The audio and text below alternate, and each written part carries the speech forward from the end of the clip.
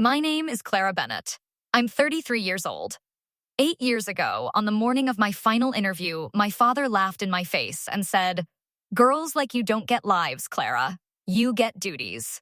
Right then, my mother blocked the front door while my younger sister dropped a heavy diaper bag at my feet and smirked. "Watch my daughter. I have brunch." They didn't care. I had one chance at a real future. They wanted me to stay their unpaid servant forever. So I stepped over that bag, walked out the back door, and never looked back. For 8 years, they thought they had destroyed me. They were wrong. Now the tables have completely turned. My sister is about to discover just how expensive her brunch that day truly was. Before I continue, if this story is already making your blood boil, please take a moment to like and subscribe. Drop a comment below telling me where you're watching from and what time it is right now. I read every single one. Let me know if you're on Team Clara, because what happens next will leave you absolutely speechless. I need you to understand something about my family. We weren't poor. We weren't uneducated. We looked perfectly normal from the outside. My father owned Bennett Air Systems, a small vac company in Lancaster, Ohio. 9 employees, decent reputation, church-going family, 2 daughters. On paper, we were fine. But inside that house, there was a system, and I was at the very bottom of it. My sister Leah was 2 years younger than me, but you'd never know it from the way my parents treated her. She was the golden one, the pretty one, the one who got pregnant at 19. And somehow that made her more valuable, not less. She had a daughter, Sophie, beautiful little girl with blonde curls and my eyes, which always felt like a strange joke the universe was playing on me. Sophie's first word was my. Her first steps were toward me, not toward Leah. That should have been a red flag right there. But I was 21 years old, and I thought helping family was just what you did. It started small. "Clara, can you watch Sophie for an hour while I run to the store?" Then it was 3 hours. Then it was all day Saturday. Then it was overnight. By the time I was 23, I was essentially raising my niece while Leah tried to become an influencer. That's not a joke. Leah started a lifestyle blog called Mommy in Motion. She had 16 followers, 13 of whom were relatives. She posted aesthetic photos of Sophie wearing boutique outfits my parents bought. She wrote captions about motherhood and sacrifice. She never once mentioned that I was the one doing the actual mothering. The blog failed miserably. Then she tried selling essential oils, lost over $900. Then she tried event photography, booked one wedding, delivered the photos 4 months late, got a terrible review online. But my parents never told her to get a real job. Instead, they told me I needed to help more. "Your sister is trying," my mother Sandra would say in that soft voice that somehow always made me feel guilty. "She's building something. You're just here." I was more than just here. I was answering phones at Bennett Air Systems every morning by 7. I was scheduling 5 field technicians across a 7-county service area. I was processing invoices, managing the customer database, handling accounts receivable and payable. When the office manager quit in late 2016, I took over her duties. All of them, without a single extra dollar or even a thank you. My father Robert never gave me a title, never put me on payroll. When I asked about payment, he said the same thing every single time. "Family doesn't pay family. Clara, this is how you contribute." Leah's got the babies to think about. Babies plural by then. Marcus was born when I was 24. Another mouth for me to feed emotionally. Another diaper bag for me to carry. Another nap schedule taped to my refrigerator door. I did the math once, very late at night when I couldn't sleep and the house was finally quiet. 35 hours a week at the office. 30 more watching Sophie and Marcus. 65 hours of unpaid labor every single week for 3 years. Minimum wage in Ohio was $12 an hour at that time. That was $65,520 I had silently given them. But it was never really just about the money. It was about the fact that they had turned my entire 20s into a waiting room for everyone else's life. I slept on Leah's couch 3 nights a week because Marcus had colic, and her boyfriend Daniel was useless. She'd say it casually, like it was nothing, like my sleep didn't matter. Daniel was her on-again, off-again boyfriend, father of her children. Decent enough guy, but he worked nights, and Leah didn't believe in sleep training. My own childhood bedroom at my parents' house became storage for Sophie's toys. The bed was permanently covered in Leah's laundry. I had a corner, a lamp, and a pile of library books I never had time to actually read. I was 25 years old, and I didn't have a life. I had duties. Then in early 2019, something quietly shifted inside me. I had been taking free online courses at night during whatever stolen moments I could find. Google Project Management Certification. Advanced Excel. Basic HR Principles. I didn't have money for real college, but I had Wi-Fi and I had Sophie's nap time, and I used every single minute. I built a resume that tried very hard to make office manager for a family schvack company sound genuinely professional. I applied to 70 jobs over 5 months. Apex Strategic Group in Cincinnati was the only one that called back. The phone screen went well. The Zoom interview went even better. Then they invited me to Cincinnati for an in-person final round. Executive assistant to the CEO. $65,000 a year, full benefits, professional development budget, real travel opportunities. I read that email 32 times. I printed it and hid it under my mattress like it was a teenage diary. It was my exit visa from a life that had never truly been mine. The position wasn't glamorous, I knew that. I'd be scheduling meetings, managing correspondence, handling executive logistics. But it was real. It was mine. And it was in Cincinnati, 120 miles away from Lancaster. Far enough to finally breathe. I told my parents I had a dental appointment in Columbus. I borrowed a blazer from my college friend Kara. Navy blue, slightly too big in the shoulders, but professional enough. I practiced my interview answers in the bathroom mirror until my reflection looked confident even when I wasn't. I researched Apex Strategic Group until I could recite their mission statement in my sleep. The interview was scheduled for Monday, April 15th at 2 in the afternoon. I needed to leave the house by 11:30 to catch the noon bus. At 10:45 that morning, I came downstairs with my purse and my folder of printed resume copies. I was wearing black slacks, a crisp white blouse, and that borrowed blazer. My hair was pulled back in a neat bun. I had $19 and a bus ticket in my wallet. My mother Sandra was standing directly in front of the door, arms crossed, lips pressed thin. That particular expression on her face that always meant the decision had already been made without me. "Where do you think you're going?" she said.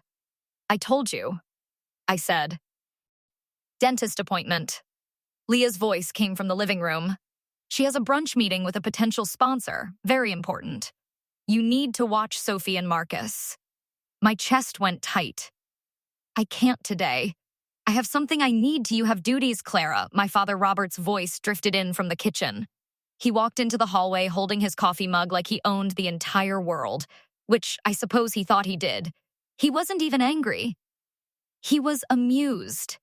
"That's what you have," he said. "Duties." I looked at the clock on the wall. 10:47. I had 78 minutes before that bus left. That was when Leah walked in through the side door. Marcus balanced on her hip, Sophie trailing behind with her stuffed rabbit and a diaper bag the approximate size of a small suitcase. Leah looked at me the way she always looked at me. No apology. No acknowledgement of what she was asking. Just pure expectation, like my existence existed solely to serve hers. She set Marcus down on the floor and dropped the diaper bag at my feet. It hit the floor with a heavy thump. "Sophie needs lunch at noon," Leah said, already checking her phone. "Marcus naps at 1. Don't let him sleep past 2:30 or he'll be up screaming all night. I'll be back by 4. "Probably. I can't," I said. My own voice sounded far away to me, like it was coming from somewhere underwater. "I have something important today." Leah laughed. She actually laughed. "More important than your own family?" My father took a slow sip of his coffee, looked at me the way a disappointed employer looks at a failing employee. "Girls like you don't get lives, Clara. You get duties. That's just how it is." Sophie looked up at me. 4 years old. Blonde curls. my eyes in a smaller face. My, she said softly. Play blocks? Her little voice, full of trust she had never had any reason to question. I looked at her, then at the diaper bag on the floor, then at my mother still blocking the front door like a human deadbolt, then at my father leaning against the wall, then at Leah, already turning away, already completely confident I would stay and absorb everything like I always had. I looked at the clock on the wall. 10:49. And I did something I had never done before in my entire life. I stepped over that diaper bag. I walked past Leah, past my father, through the kitchen, to the back door that opened onto the driveway, my mother's voice rising behind me. Clara Ann, if you walk out that door, I opened it. The April air hit me like cold water, 46 degrees and overcast, the kind of heavy gray morning that feels like it might rain for days. I walked down the driveway, turned left, and started walking toward the bus station. 1.3 miles in $12 Payless flats. My phone buzzed 8 times in my coat pocket. I didn't look at it once. I passed Bennett Air Systems on the way, the building lit up from inside, my father's truck in the parking lot, the sign with his name on it, the place where I had worked for 3 years without a single paycheck. I kept walking, and I did not look back. I made it to the Lancaster bus station at 11:59, 6 minutes to spare. I bought my ticket with the $19 I had saved over 2 years from birthday envelopes. The woman behind the counter didn't ask why my hands were shaking. The bus pulled out at exactly noon. I sat in the very back row and watched Lancaster disappear through the window. Watched the small familiar buildings turn into open highway. Watched the mile markers count upward. I thought one thing. I'm free. I didn't yet know what that freedom was about to cost me. The bus stopped at a gas station in Chillicothe halfway through the trip. I went to the bathroom and looked at myself under the fluorescent lights. My mascara had smudged from the cold wind. I didn't have a makeup bag with me. I wet paper towels and fixed my face as carefully as I could. I rolled up the 2 long blazer sleeves, checked my hair. I looked presentable, not polished, but trying. And trying had to be enough.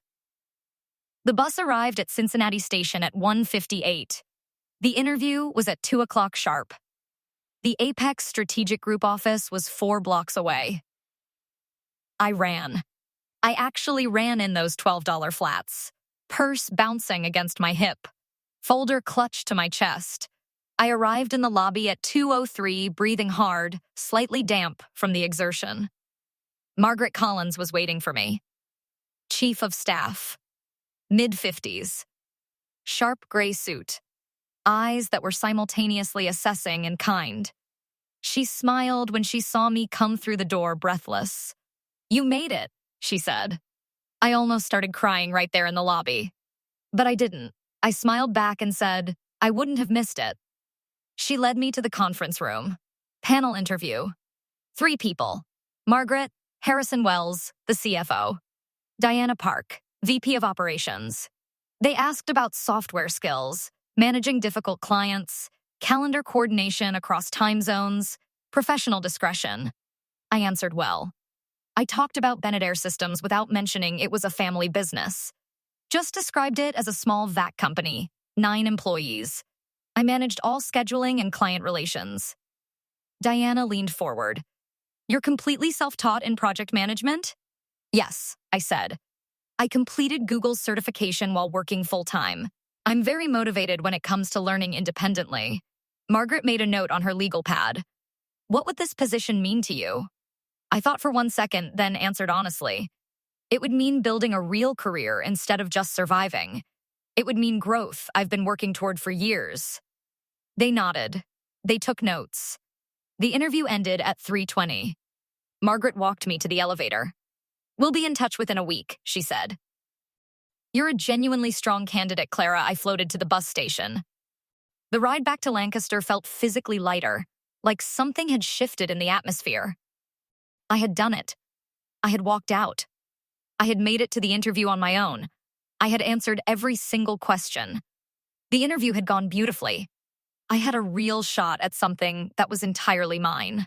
By the time the bus pulled back into Lancaster at 5:45, I had already begun imagining my new life. I didn't know yet that my mother had spent the afternoon trying to burn it down. I walked from the bus station back to my parents' house. 6:10 in the evening. The lights were on inside. Cars in the driveway. I used my key, stepped inside. The family was in the living room, Leah feeding Marcus in the armchair, my father watching television, my mother in the kitchen doing dishes. No one spoke to me. No one even looked up. I went upstairs, pulled my old duffel bag from the back of the closet, and packed with quiet efficiency. Clothes for 5 days. My laptop. Phone charger, toiletries, the folder with my printed certificates and resume copies, and $134 in cash I had saved over 3 years from birthday cards, and the occasional $5 bill I'd managed to hide away. My mother appeared in the bedroom doorway. "You embarrassed this family today," she said. I zipped the bag shut. "I'm leaving." "You'll be back by the weekend," she said, like it was already decided. I looked at her then. Really looked, maybe for the first time in years, at the woman who had stood in front of that door this morning. "No, I won't," I said. I slept one final night in that house, on the floor of my childhood bedroom because the bed was buried under Leah's clothes. Last night in that house. April 15th, 2019, I was gone by 5:50 the next morning. My father's truck was already out of the driveway. My mother was still asleep. Leah's car sat quietly in the dark. I walked out the front door, the very door my mother had blocked. And I left my key on the kitchen counter without a note. I took the Greyhound to Columbus. My college friend Kara was living there, working as a dental hygienist. She had a studio apartment and a couch, and she asked me exactly one question when I showed up at her door. "You okay?" I said. "I will be." She handed me a blanket and didn't push me to say another word. I slept on that couch from April 16th to May 5th. 19 days. I applied to jobs every single morning the moment I woke up. I checked my email with an obsessive frequency I'm not entirely proud of. The response from Apex Strategic Group came on April 24th. 8 days after the interview. Subject line executive assistant position. I opened it with hands that I made stay steady through sheer willpower. "Dear Clara, thank you for your interest in the executive assistant position at Apex Strategic Group. After careful consideration, we have decided to move forward with another candidate whose qualifications more closely align with our current needs. We wish you the very best in your search. Sincerely, Apex HR Team." Generic, professional, no specific explanation whatsoever. I read it 20 times looking for something I'd done wrong. Found nothing I could point to. I cried once in Kara's bathroom with the fan running so she wouldn't hear me. Then I washed my face, walked back to the couch, opened my laptop, and applied to 17 more jobs before noon. What I did not know, what I would not know for nearly 8 years, was that the morning after my interview, my mother had sent a carefully written email from a fake account to Apex Strategic Group's HR department. And that email had been placed in my file, flagged in red, with a note attached that read "Do not hire, family concerns raised." But on April 24th, 2019, I simply believed I had failed. I believed I wasn't good enough. I got a job at a Target in Columbus in early May. $11 an hour. Cashier first, then guest services. I moved into a small studio apartment in June. $450 a month. No air conditioning. Neighbors who argued loudly on weekend nights. But it was mine in a way nothing had ever been mine before. I saved every dollar I could manage. I applied to office positions every single evening after my shifts. In January of 2020, I landed a temp position at a law firm downtown. $17 an hour, administrative support. It felt like actual progress for the first time. Then COVID arrived in March of 2020. Layoffs moved through that firm like a wave. I was let go within a month. I had $3,400 saved. Unemployment benefits. Pure survival mode. I sent a birthday card to Sophie every year without exception. April 3rd. Her birthday. Never received a single response. Not one card acknowledged. Not one word. But I kept sending them anyway. Return address just listed as C, Columbus, no phone number. No full street address. I sent them to my parents' house knowing Leah came there for Sunday dinners and free babysitting on a reliable schedule. The 2020 card said, "Happy 5th birthday, Sophie. I think about you every single day. Love, Aunt Clara. Silence, as always." June of 2020. I was scrolling through LinkedIn at 11 at night, unable to sleep, rent due in 9 days, $1,800 left in savings. And then I saw it. HR coordinator. Apex Strategic Group. Cincinnati, Ohio, the exact company that had rejected me over a year ago, was hiring again. I stared at that posting for nearly 3 hours without moving. Then I applied at 2 in the morning. I used Kara's address since she had just relocated to Cincinnati for a new position herself. I used a different email address. Updated resume showing Target, the law firm, my Google certifications, everything I'd built in the in-between time. Phone interview happened June 19th. Zoom on June 26th. Offer letter arrived July 3rd. $47,000 a year. HR coordinator. Start date July 14th. I sat on the floor of my apartment when that email loaded on my screen. Called Kara. Cried for a few minutes. Did not call my family. I moved to Cincinnati on July 11th. Small one-bedroom apartment. $710 a month. 18-minute bus ride to the Apex office. July 14th, 2020, I walked into Apex Strategic Group, the same building where I had interviewed breathless and desperate in April of 2019. Different entrance. Different role. Completely different version of myself. I told myself quietly, this time I will make it stick. The first year was genuinely difficult. I processed new hire paperwork, scheduled interviews, filed benefits forms, learned the HRIS systems from the ground up. I stayed late consistently. I asked questions that showed I was paying attention. I volunteered for projects that weren't technically my responsibility. Diana Park, one of the people who had sat across from me in that 2019 interview, now VP of Operations, noticed my work. She became an informal mentor without ever quite announcing herself as one. "You're good at this," she told me one afternoon. "Have you thought about getting your HR certification?" "I've thought about it," I said. "I just can't afford it quite yet. Company has tuition reimbursement. Look into the SHRM CP. I'll sponsor your application." I studied for that certification at night after work for 7 months. Passed in February of 2021. It was the first professional credential that had my name on it because I had earned it, not because someone handed it to me. I framed it and hung it on my apartment wall. In June of 2021, Diana called me into her office. "There's an HR specialist opening on the team. Want to apply?" I said yes before she finished forming the question. I got the position. $54,000 a year. Then things began to move with real momentum. I handled employee relations cases, compliance audits, led open enrollment for benefits, investigated harassment complaints with care and thoroughness, rewrote outdated policies, learned employment law in depth, trained new coordinators coming onto the team. March of 2022, senior HR specialist, $63,000. September of 2023, HR manager, $78,000, managing a team of 4.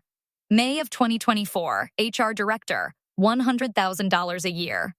I had an office on the 5th floor of the Apex building with a window facing the Cincinnati skyline. My name was on the door in clean professional letters. Clara Bennett, HR director. I took a photograph of that door the morning it went up. Sent it to no one. Just kept it for myself. I had built something entirely real. Entirely mine. No one had handed me a single step of it. I had climbed every one myself. I thought that was the full circle. I was deeply, completely wrong. My life in Cincinnati was quiet, not glamorous in any dramatic way, just genuinely real. I upgraded my apartment in late 2023, $960 a month, an actual dedicated bedroom, a building with thick walls and actual quiet. I had a small circle of people I trusted: Kara, two colleagues from work, a neighbor named Ruth who had a golden retriever named Biscuit that I walked sometimes on Sunday mornings. I went to therapy starting in November of 2022. Began processing the family history with someone who was paid to help me untangle it without judgment. Learned about the specific dynamics of enmeshment. Learned that I don't owe them is a complete and grammatically sufficient sentence. I tried dating. A few apps. Nothing clicked in a way that felt right. I made a deliberate choice to focus on building myself before I tried to build something with someone else. I saved 20% of every paycheck without exception. Had $22,000 in savings by 2024. First time in my life I felt something that resembled financial security. I deleted Facebook in 2022. Kept LinkedIn for professional reasons only, with privacy settings adjusted carefully. No Instagram. No social media exposure that could be found. Thanksgiving of 2021, I almost called. I was alone in my apartment. Kara was visiting her family in Michigan. I made boxed stuffing and a rotisserie chicken from the grocery store, and I sat on my couch looking at old photographs I shouldn't have kept on my phone. A family photo from a Christmas I barely remembered enjoying. Mom, Dad, Leah, Daniel, the kids. Leah's caption: grateful for family. I picked up my phone, typed Mom into the contacts. Stared at the screen for 6 full minutes. Then I deleted the contact instead. All of them. Mom, Dad, Leah, erased. I said quietly to my empty apartment, I'm grateful too. For the back door. I didn't need them to be proud of me anymore. I was proud of myself. That had to be enough, and slowly, month by month, I came to believe that it was. April 15th, 2024. 5 years since the day I walked out. I woke up, made coffee, looked around at my apartment, my furniture that I had chosen, my dishes, my books arranged the way I wanted them, my peace, which was the most expensive thing I had ever acquired and the most worth it. I thought, I did it. 2 years later, everything would shift again in a way I never saw coming. April 9th, 2026. Wednesday morning. I was at my desk reviewing applications for a project coordinator position we had posted 3 weeks earlier. 93 applications had come in. I was working through the spreadsheet. Names, emails, experience summaries. Then I saw it. Leah Wright, formerly Savage. My coffee cup stopped moving toward my mouth. Leah Wright. My sister had gotten married. Daniel must have finally committed. Right. The Lancaster area code on the phone number was unmistakable. My hands did not shake. I had trained myself carefully over years of HR work for composure in difficult moments, but my pulse jumped noticeably. Leah did not know I worked here. She had no connection to me on LinkedIn. She had no idea where I was living or what I had become. This was coincidence, or something the universe had arranged with a very specific sense of irony. Apex was a good company with a good reputation. She was applying because it was a good job posting. She had no idea. I clicked on her application file. The resume loaded. Clean professional template. Well-designed. Header. Leah Wright, project coordinator and operations specialist. I scrolled to work history. And that was when I saw it. Bennett Air Systems, Lancaster, Ohio, operations manager. January 2017 to December 2019. Bullet points below. Managed daily office operations for 9-employee HVAC service company. Coordinated scheduling for 5 field technicians across a 7-county service area. Processed invoices and maintained complete customer database. Handled accounts receivable and payable with accuracy. Reduced scheduling conflicts by 38% through improved systems implementation. Maintained 97% customer satisfaction rating through proactive communication. I read those bullet points 3 times. Every single one was work I had done. January 2017 to December 2019 were the exact years of my unpaid labor there. The exact duties I had performed, the exact improvements I had implemented. I had calculated that satisfaction rating myself using customer feedback forms I had personally designed in 2018. Leah had been present at Bennett Air Systems for exactly 0 professional days. She had been a stay-at-home mother, an aspiring blogger, an MLM participant, a part-time photographer with 1 client. She had never sat at that office desk in any capacity that resembled employment. She had stolen my entire professional history and listed it as hers. I scrolled to references. 3 listed. First, Robert Bennett, owner, Bennett Air Systems, former supervisor. Second, Christine Walsh, client, Lancaster First Presbyterian Church, professional reference. Third, Amy Stockton, former colleague, Lancaster Photography Studio, peer reference. My father listed as her former supervisor. He would lie for her without hesitation. He had always protected Leah from consequences the way you protect something fragile and precious, which I had never been to him. Standard Apex background check procedure was to verify employment directly with listed employers. Contact all provided references and flag any discrepancies before the interview stage. I had 2 clear options in front of me. Option 1, flag the application for conflict of interest, formally recuse myself, let another member of the HR team handle it from that point, and move on with my day. Option 2, follow standard protocol exactly as written. Treat it like any other application. Let the process work. If I recused myself, I would lose access to the full picture. And something in me needed the truth on the record, not hidden in a file I'd never see. I chose option 2. I pulled up Leah's LinkedIn profile from the public view. Her job history matched the resume. Photos of her working at a kitchen table with motivational captions. Her bio reading mom of 3, operations professional, family-focused leader. I checked her actual verifiable employment history with care. 2020, no position listed. 2021, sales associate at a retail store for 4 months, then a gap. 2022, administrative assistant at a dental office for 6 months, then another gap. 2023, receptionist at a fitness studio for 4 months, then gone. 2023 to 2024, virtual assistant, self-described, no verifiable clients, no references available. No position held for longer than 6 months. References only from family. Leah was clearly desperate, and she had lied on this application to get through the door. But before I made my final decision about how to proceed, I needed one more thing. I opened Apex's applicant tracking system and searched Clara Bennett in the archived historical files. 2 results came back. Application dated June 9, 2020, HR coordinator position, hired. Application dated April 9, 2019, executive assistant to CEO, rejected. I clicked on the 2019 file. Resume, cover letter, interview notes from Margaret, Harrison, Diana. All 3 had written positive assessments. Self-motivated, impressive initiative, strong organizational instincts, excellent candidate. Then I reached the HR notes section at the bottom.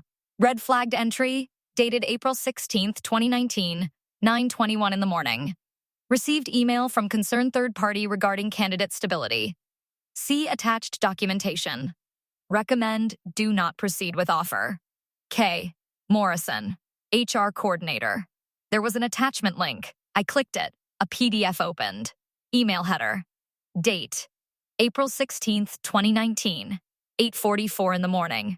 From concerned.neighbor214@gmail.com. To hr@apexstrategicgroup.com. Subject. Concerns regarding candidate Clara Bennett. I read it slowly. The way you read something you already know is going to change something inside you.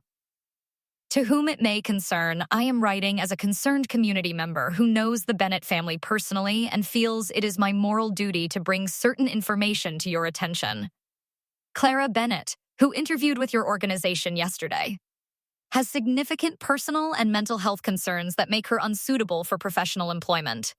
Yesterday, April 15th, Clara abandoned her 4-year-old niece during what the family considered a serious emergency. Her sister had an urgent commitment, and Clara had agreed to provide childcare, but she left the child unattended and disappeared for hours without explanation. The family has been deeply concerned about her increasingly erratic and irresponsible behavior. Clara has struggled consistently with reliability and commitment throughout her adult life. She has never maintained steady employment and has a history of walking away from obligations without notice. Her family has made every effort to support her, but she refuses that support. I understand that hiring decisions must be made on the basis of qualifications, but I felt a moral obligation to share this information so that you might protect the stability of your workplace. Clara may present herself well in interview settings, but her actual behavior is unreliable and concerning. I hope you will weigh this carefully. A concerned neighbor. I read it twice, then a third time. I noted each specific lie with clinical precision. Agreed to provide childcare. I had been trapped into a role I had never agreed to and had been performing unpaid for years.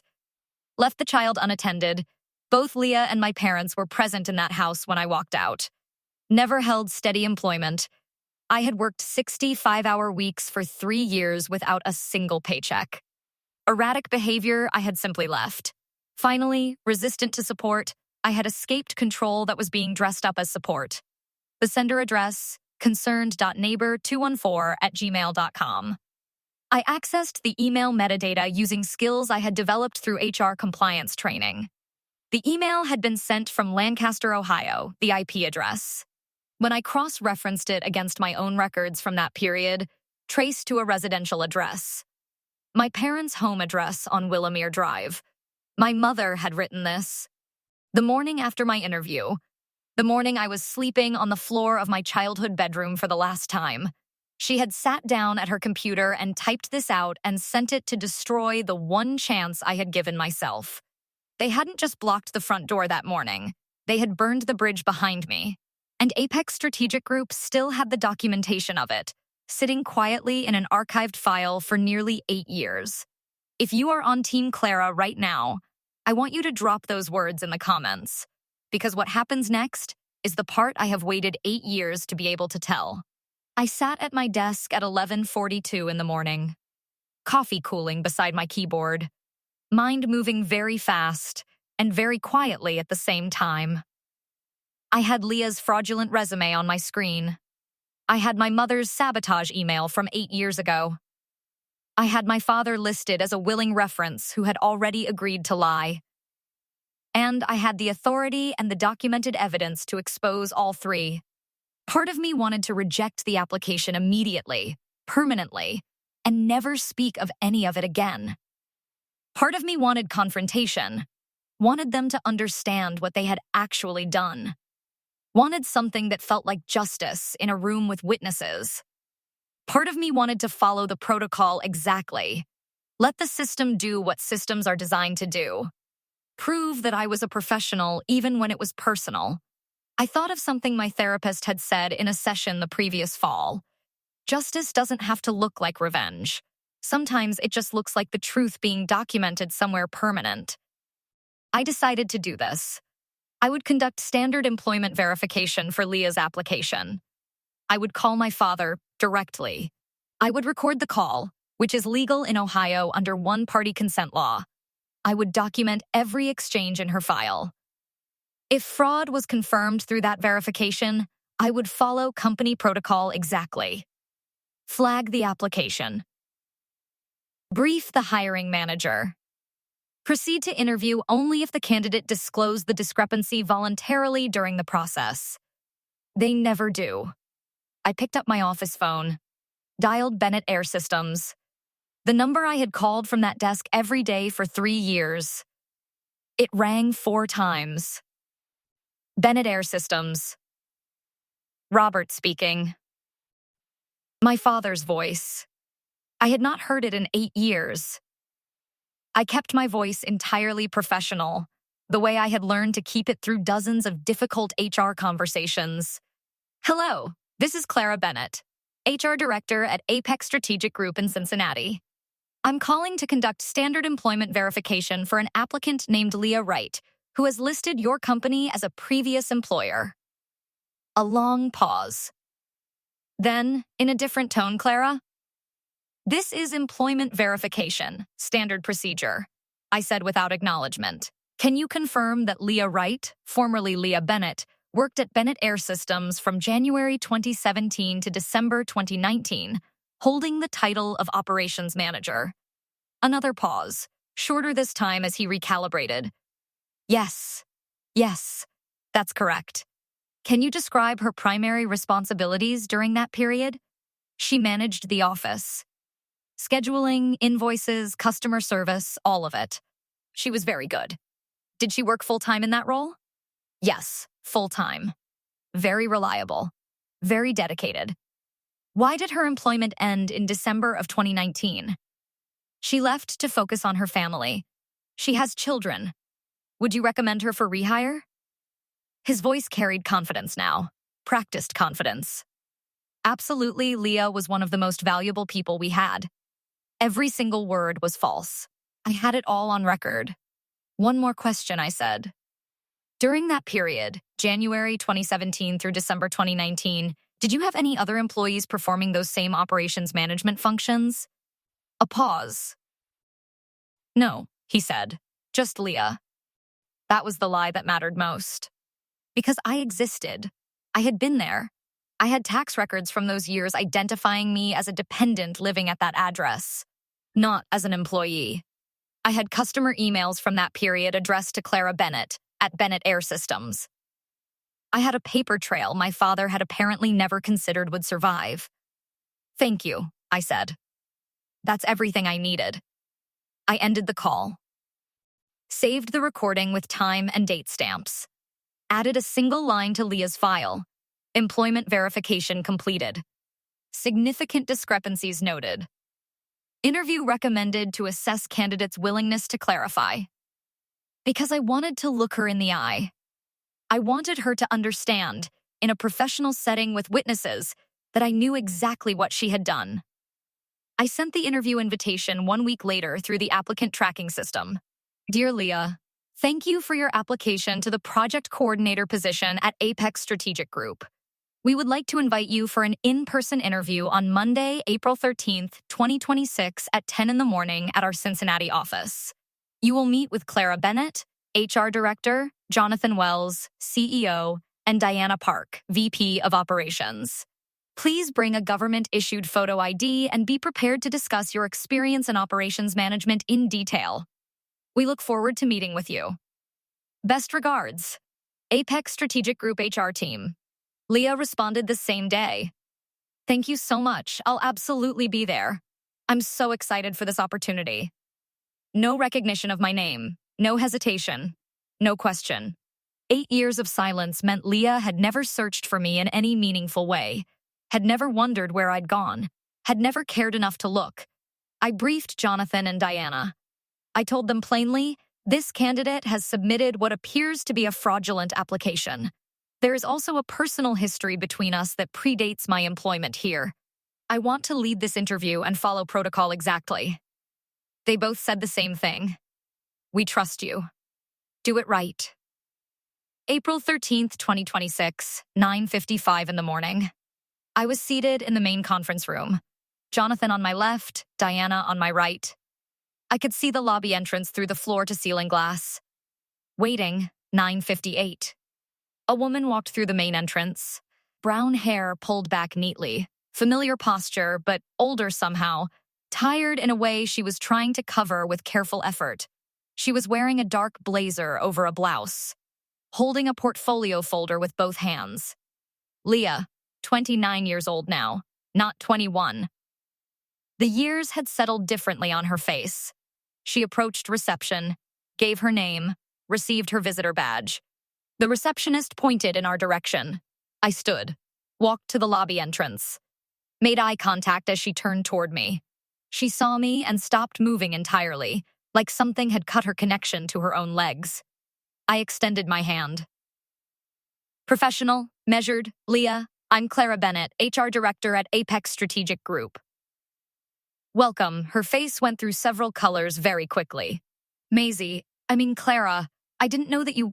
I didn't know you worked here. 8 years is a long time, I said. Things change significantly. Please follow me this way.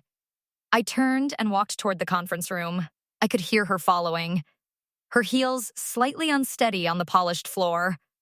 I could hear her breathing change as she saw Jonathan and Diana through the glass wall. I opened the door and gestured for her to take the seat across from the panel. She sat. I took the center seat, directly across from her. Let's get started, I said. Can you walk me through your resume and your relevant experience? The first 20 minutes followed the standard format. Jonathan and Diana asked about project coordination methodologies, software proficiency, how she handled competing priorities under pressure. Leah answered adequately. She was nervous, visibly, but she had clearly prepared. Diana leaned forward at the 20-minute mark. I see you worked at Bennett Air Systems. Tell me about your role there. Leah's posture shifted slightly. Yes, I was operations manager for 3 years. Small family business, but I managed everything. Scheduling, customer service, billing, vendor relations. It taught me an enormous amount about handling multiple responsibilities at once. Family business, I said, making a note without looking up. Can you elaborate on that?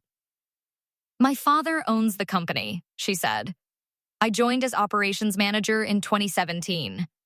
I processed invoices, maintained the customer database, coordinated field technicians across the service area. What year was that position again? 2017 through 2019.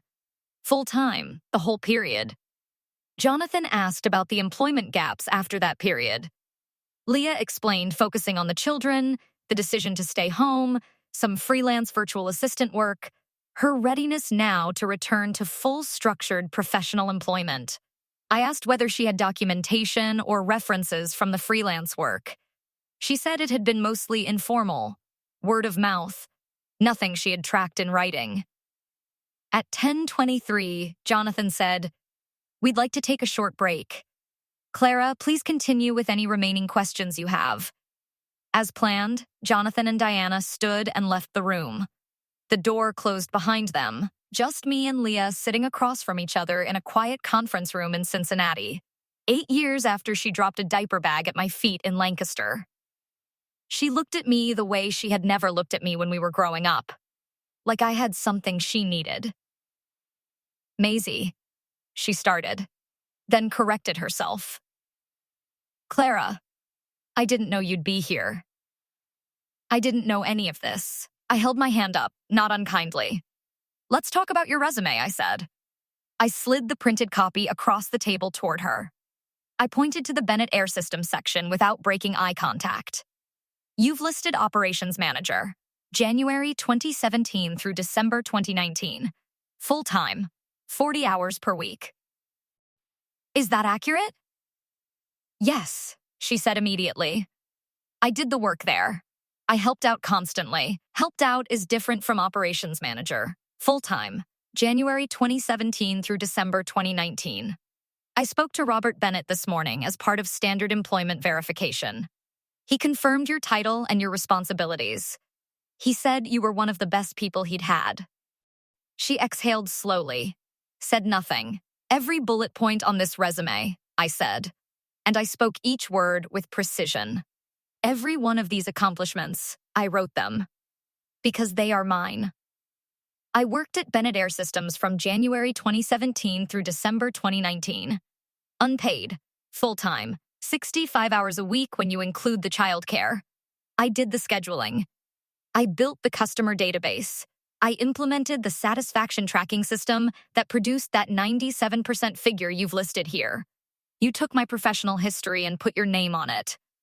Her face went through its cycle. Red, then pale, then a different kind of red. I needed a job, Clara. She was no longer pretending. I have 3 kids. Daniel left in 2023. I'm doing this completely alone. I needed something that looked real, that looked like I'd actually done something that mattered. I needed a chance. Silence. I let it sit for 10 full seconds. Then I slid the second document across the table. She looked at it. "What is this?" "An email," I said. "Sent to Apex Strategic Group's HR department on April 16, 2019, the day after I interviewed here for the executive assistant position. Sent from an account called concerned.neighbor214@gmail.com. "I don't understand," she said. "It described me as mentally unstable, as having abandoned your daughter during a family emergency, as never having held reliable employment, as being a risk to any professional environment." She was reading it now, eyes moving quickly across the page. "I traced the IP address," I said. "The email was sent from your parents' house, from Mom's computer. The morning after I walked out." Her hands went still on the paper. "I lost that job because of this email. I didn't know until last week that it existed. I sat here for 7 years believing I had failed that interview on my own. But I didn't fail it. They sabotaged it." Leah looked up. Her voice was quieter now. "I didn't know she did that. I didn't know about any email. But you were there that morning. You dropped the bag. You watched me leave. And you let everyone tell people I'd had some kind of breakdown. You let them make me into a warning story." She started crying. Not performing, not delicate, but genuinely, messily crying in a way that looked like it had been building for a long time. "You left," she said. "You just walked out like none of us meant anything to you. And after you left, everything collapsed. I needed you. Everything you'd been holding up just fell. And I didn't know how to hold any of it. I had no skills because I'd never been taught any. Mom and Dad just kept saying you'd come back. And when you didn't, when you just kept not coming back, I didn't know what to do. I felt something then that wasn't quite pity and wasn't quite satisfaction. Something more complicated. Something that had no clean name. I left," I said quietly, "because I was disappearing. Because I'd been disappearing for years and no one in that house had noticed or cared. I gave 7 years. You wanted 8. You wanted all of them." She was shaking her head. "I know. I know that. I know it now. But Maisie, I'm asking you. I'm sitting here asking you as your sister. Please, just let this go. You're the HR director here. You can just say I'm not the right fit and let me walk out. I can find something else. Please." I looked at her for a long moment. I thought about Sophie. I thought about the birthday cards in a box under a bed. I thought about my mother typing that email with careful, deliberate keystrokes. I thought about my father's voice on the phone this morning, smooth and easy with his lies. Then I noticed something I had not accounted for when I had set up this room this morning. The conference phone on the table. The small red light that indicated an active call. My phone screen lit up with a text from Diana. "Clara, the 11 o'clock client prep call. We moved it to this room. It auto-connected at 10:15. There are 14 people on the line. They've been listening since you started the direct questioning. 14 people. Jonathan, Diana, 4 senior directors from the Cincinnati office, 6 client stakeholders from 3 different partner organizations, Margaret Collins, my original interviewer from 2019, and our general counsel, Andrew Kim. They had heard everything from let's talk about your resume onward." Leah was still looking at me, waiting for my answer, not yet aware of the audience. I could have reached over and ended that call. I could have protected her from what she had already said in that room. 7 years ago, I would have. 7 years ago, protecting her from her own choices was practically my full-time occupation. But I had learned something in the years between. The truth deserves to exist somewhere outside your own memory. It deserves witnesses. I left the call connected. Leah was still talking, voice unsteady and raw. Do you know what Mom says about you now? She says you turned your back on everyone who loved you. She says you chose a title over your family. And Dad says you were always too selfish to understand what family actually means. He says you abandoned us. And honestly, sitting here watching you in this office with your name on the door, I think part of me believed them. I think I came here today and didn't even let myself recognize your name on the invitation because I needed this job too badly to stop and think. I'm sorry, Clara. I'm actually sorry. I've never said that to you. She was right that she hadn't. In 33 years, she had never said those words to me. I looked at the phone. I looked at her. I'm not judging you as your sister right now, I said. I'm conducting a background verification as an HR director. And the candidate in front of me submitted fraudulent work history and her provided reference committed fraud to verify it. Those are facts independent of everything else we've said in this room. Leah stood up, and her voice cracked open into something that wasn't quite anger, and wasn't quite grief. You think having that title makes you something? You think any of this makes you better than what you came from? You're still just the girl who ran away. Girls like you don't, she stopped. I was looking at her steadily, and she heard what she was about to say. She sat back down. Her face collapsed entirely. My desk phone rang. I answered. Jonathan's voice, calm and clear. Clara, please conclude the interview. Security is outside. I understand, I said. I looked at Leah across the table. This interview is concluded.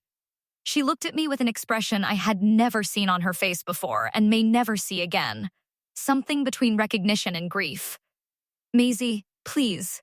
She was using my old name now. My real name. Don't do this. Don't let them take this from me too. Clara, I said gently but without giving ground.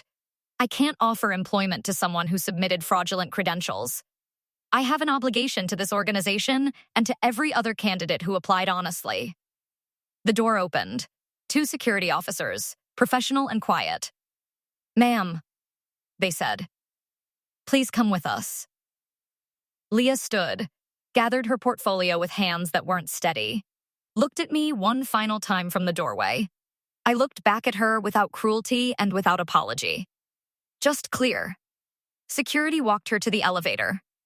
I watched from the conference room doorway until the elevator doors closed. Then I walked back to the table, looked at the conference phone, and spoke in a steady voice. This concludes the candidate interview portion. I'll have a full documented report filed by end of day. I disconnected the line. I sat alone in that conference room for 7 minutes. I did not cry. I did not celebrate. I just sat with the weight and the quiet of it until I was ready to stand up and go back to work. My office phone rang 40 seconds after I sat back down at my desk. Jonathan's voice again, but different this time. Not the crisis management tone. Something else. Maisie, he said, using my first name the way people do when they want you to hear that they're actually talking to you. I want you to come to my office. I walked down the hall and into his office, and Margaret Collins was already there. So was Diana. So was Andrew Kim, our general counsel. I thought, this is it. This is where I find out what it costs. Jonathan looked at me for a moment. Then he said, that was one of the most professionally handled conflict of interest situations I have witnessed in 15 years of running this company. You followed every step of the protocol. You gave the candidate every opportunity to be transparent. You documented everything. And you conducted yourself with integrity the entire time. Are you all right? I was surprised enough by that question that it took me a moment to answer. Yes, I said. I think I am. Margaret spoke next. Clara, I reviewed the 2019 file after what I heard today. I was your interviewer. I never saw that email before it was flagged. I was told to move to other candidates, and I did. I didn't ask questions I should have asked. You had earned that position. The offer letter was being drafted when HR closed the file. I'm sorry we failed you that year. Andrew, the general counsel, said, from a legal standpoint, you have actionable claims here. Reference fraud, potentially tortious interference with prospective employment. The sabotage email from 2019 is documented evidence of deliberate harm to your professional prospects. You could pursue this. I said, I'm not interested in legal action against my family. I just wanted this on the record, in this building where it actually happened. He nodded. Understood. We will flag the candidate in our professional network to protect other organizations. That's a professional consequence, not a personal one. Diana handed me a tissue. I hadn't realized until that moment that I was crying quietly and had been for a few minutes. I went home that evening, turned my phone to silent, made tea, and slept for 12 hours. The next 48 hours were what I expected them to be. April 13th, evening, Leah called my work line 11 times. April 13th, night, my father left a voicemail. This is a family matter and you had no right. Call me immediately. April 14th, morning, my mother called the Apex main line asking for Clara Bennett. The receptionist said she would pass the message. She did not. April 14th, afternoon, Leah appeared in the Apex lobby. Security turned her away at the door. April 14th, late afternoon. My father arrived and demanded to speak with me, refused to leave when asked. Security called the police. He was escorted from the building. A trespassing report was filed. April 15th, morning. Emails to my work address. All routed directly to spam by it after I flagged the senders. Sample voicemail from my father, Robert Bennett. Clara, this is your father. What you did to your sister is unconscionable. She has 3 children who depend on her. You sat in that room with all the power, and you destroyed her. This family gave you a foundation for everything you have, and you repaid us with cruelty. You will regret this decision. Call me. Sample email from my mother, Sandra. Subject line, how could you do this? Clara, I don't recognize the person you've become. You used to have a good heart. Leah is devastated. The children are asking why their aunt hates them. Your father is beside himself. You have the position. You have the authority. All you had to do was help your sister. Be the bigger person. Please fix this. Help Leah get this job. For the sake of this family. I responded to none of it. On April 17th, I retained a family law attorney. A formal cease and desist letter was sent to Robert Bennett, Sandra Bennett, and Leah Wright the following day.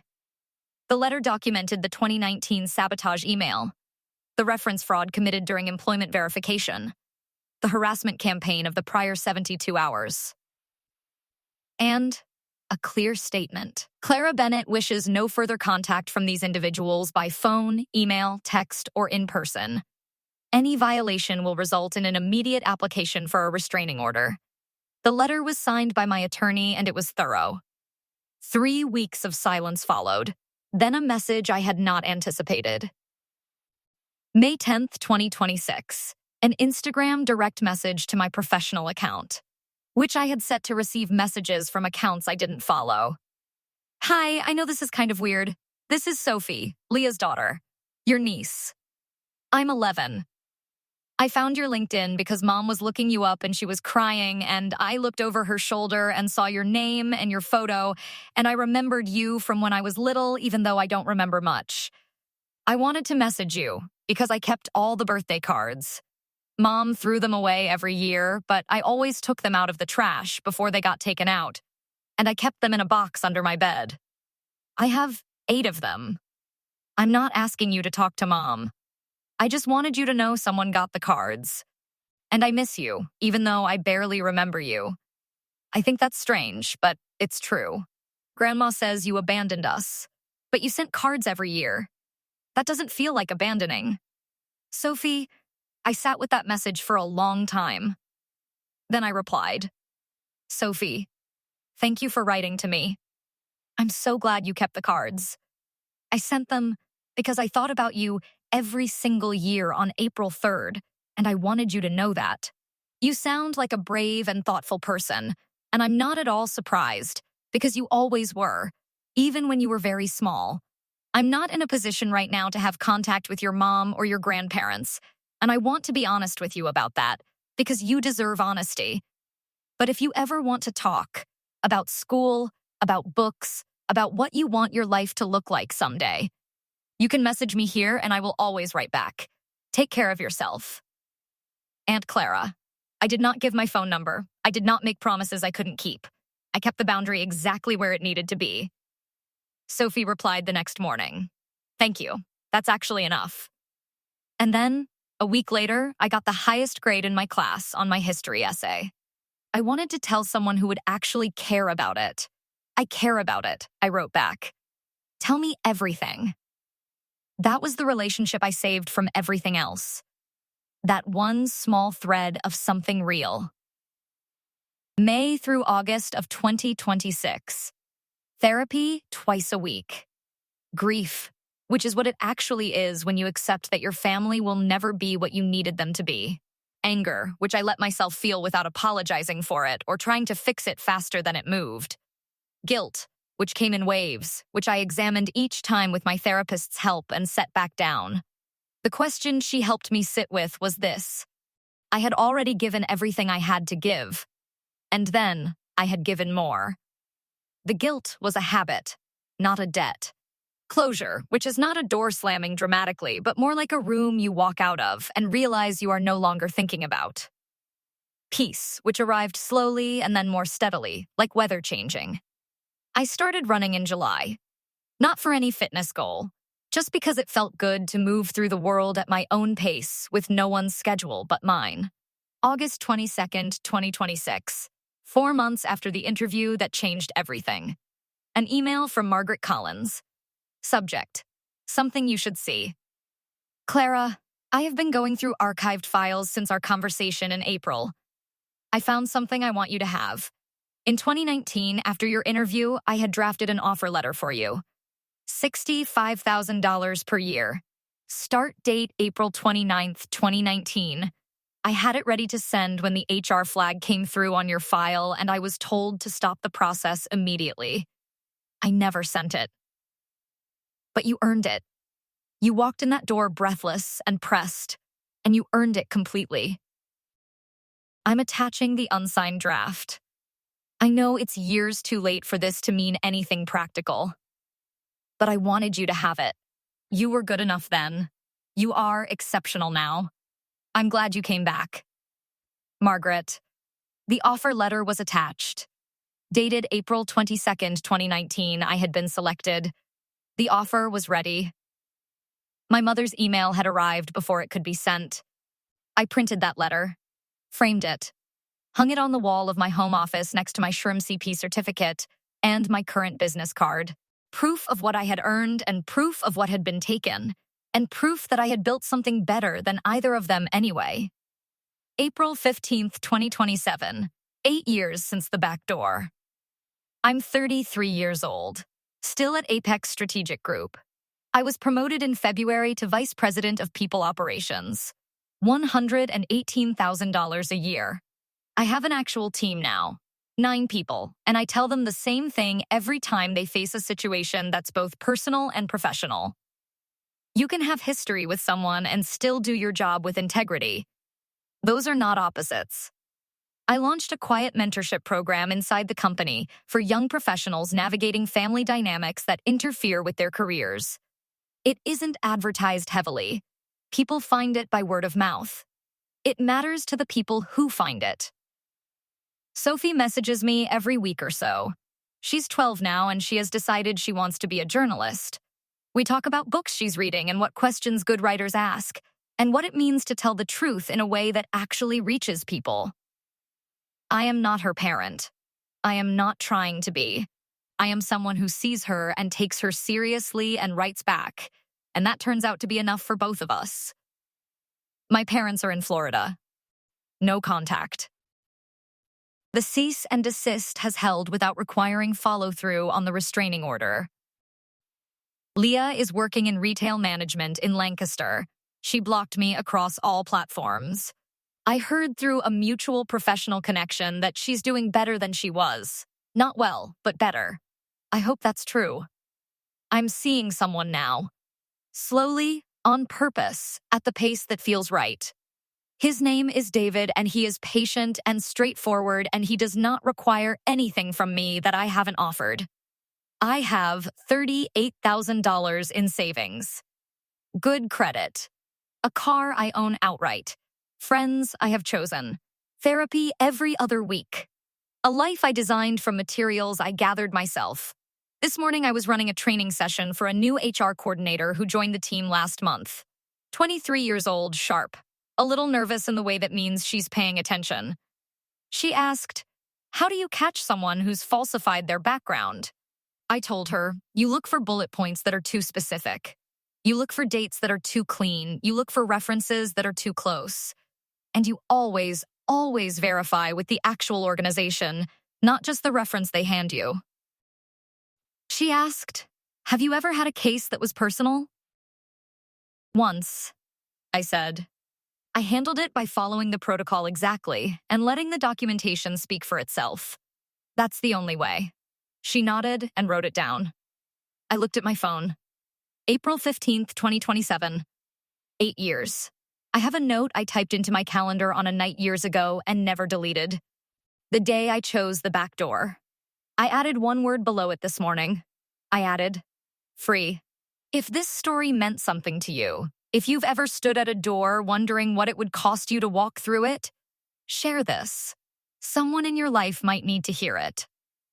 And remember, the front door is not the only exit. Sometimes the back door is exactly the one you were supposed to find. Some doors close behind you. Some you close yourself.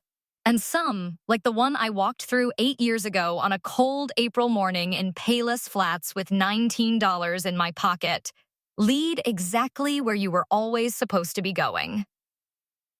Thank you for listening.